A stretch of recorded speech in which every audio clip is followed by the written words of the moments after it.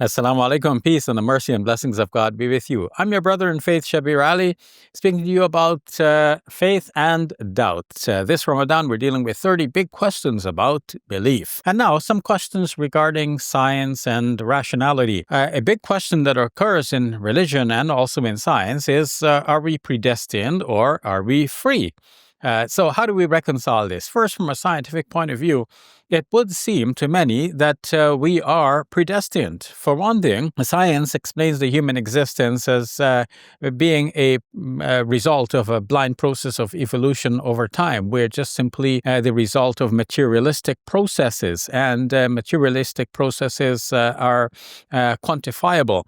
We can see how things have been, and we can project where they go from there because there's a system of cause and effect.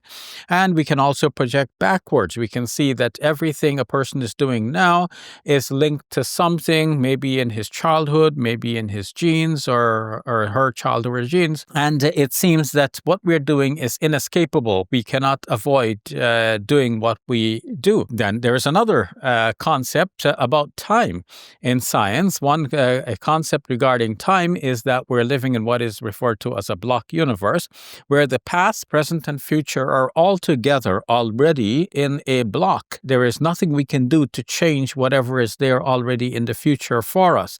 It is also almost like if there's a whole bread and there are slices, and we are in one slice somewhere in the middle. So the past slices already exist, and naturally, because they've happened, nobody's going to doubt that. And the future slices are already in existence. It's just that we're not there yet in the future slices, but we're going to be in the future slices. Time for them is like that. It will mean also like it's almost as if we're in a movie. And we're here now thinking of what we're going to do in the future. But what we're going to do in the future is already in a script, already laid out. And there's nothing we can do except that which is in the script. So we have to follow that precisely. With these two scientific concepts, it would seem that we are predetermined. One, because our brain is just functioning the way that it has been programmed from all the whole series of causes and effects. And so if somebody is a criminal today, it's because of something in his past or something in his genes, and that person could not have done anything differently.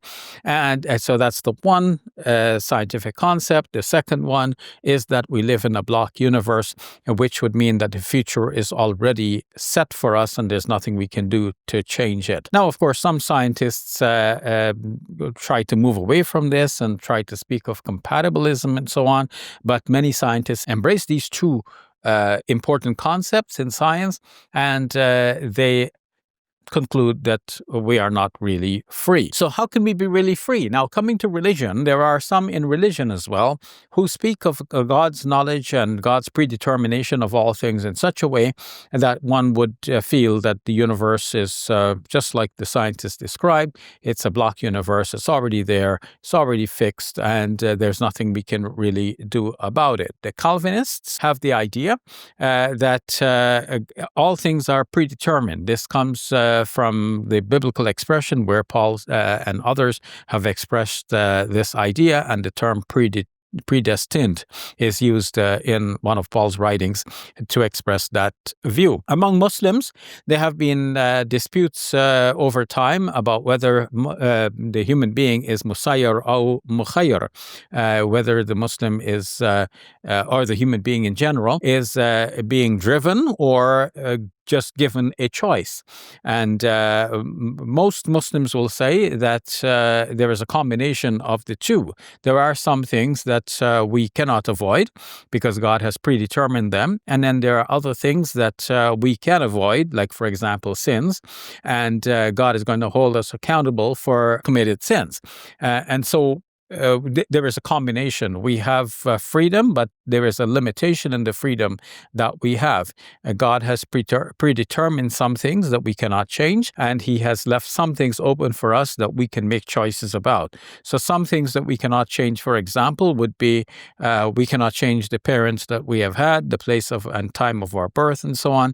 But we can make changes and choose paths within the limited life that we we are given. Within the religious concepts, then, we see that Islam gives us a way of conceiving of a combination between predestination and human free will. So it's not one or the other, but it is both. God has given us some limited freedom. One might use an analogy here and say that, let's say that God has created a sort of parameter within which we must function and dwell. We cannot go outside of those parameters, but within the parameters, we have the full freedom to move in between, to make choices and so on.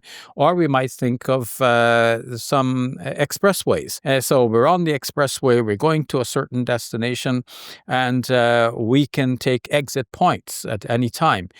So we have guardrails to prevent us from falling off of the expressway. So we are within parameters. We can only go so far, but within those parameters, we can change lanes. So you're on an expressway, you cannot fall off the guardrails, but you can change lanes from one to another. In this way, we can conceive of God giving us choices. We are free to choose, and at the same time, God has predetermined some things. Now, Muslims speak of the divine writing. God has written in advance all of the things that human beings are going to do, and that may seem to imply that that means that everything is predetermined and fixed, but not so quickly. Because first of all, things can be written in a conditional way. God could have written things not necessarily as a definite final outcome, but as a conditional. If this servant of mine chooses this path, then this will be the result. If the servant chooses this other path, then this other thing will be the result. To give a simple common day example, we can think of a young man going to college, applying to different colleges, and God writes for this person.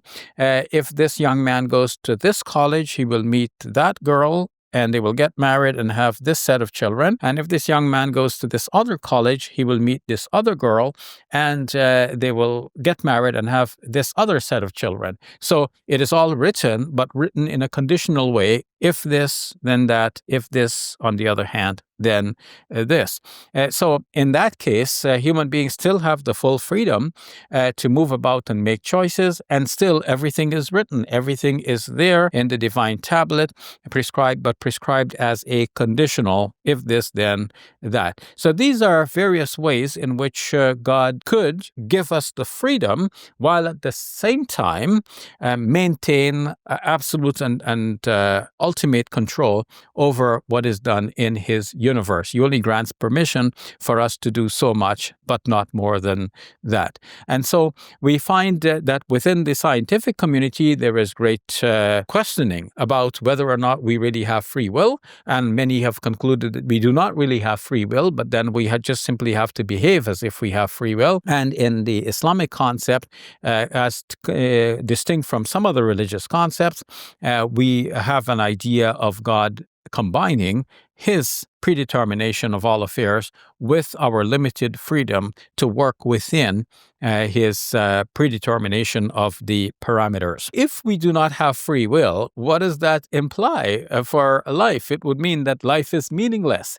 So if a scientist says, well, no, we don't have free will really, let's say the criminal had to commit that criminal act because that's how the person was programmed from childhood, or it's in the person's genes, well, then how can we hold the person responsible and punish that individual? In that case, we might say, okay, we're not punishing the individual. We just, let's say, imprisoning the individual in order to prevent this individual from committing more harm. But there are other crimes for which we don't imprison somebody. We just levy a fine on them. And if we levy a fine on them, then this would be maybe a deterrent. But if this person is pre-programmed to do the same thing over and over again, well, the fine will not really be a deterrent. So there's a real conundrum there. If we believe that we are not really free and we're just pretending that we are free, well, then we are actually living a lie. And so the way out of all of this is really to embrace the simple Islamic concept that God is in ultimate control. He has created some limited spaces within which we can live and dwell, and we can make make our choices, but we cannot go outside of the parameters and limitations that he has prepared for us. So we can say that we have limited freedom, but we do have some freedom. And based on that freedom, we will be held responsible for the deeds we do, and we will be questioned on the day of judgment. So the answer to our major question, are human beings predestined or free? We can say it's not either or, but it's both and. We are predestined in some ways, but we are also free in some ways, and it's only the ways in which we are free that we will be held responsible for. So thank you for listening. I'm your brother in faith, Shabir Ally, speaking to you from the Muslim Media Hub. Join me again tomorrow when we will continue to explore 30 big questions about faith and rationality. Tired of seeing how Muslims are portrayed in the media? You can help. Support Muslim Media Hub, the first of its kind to empower young people to produce content for film, TV, and social media. Be part of our journey at muslimmediahub.com.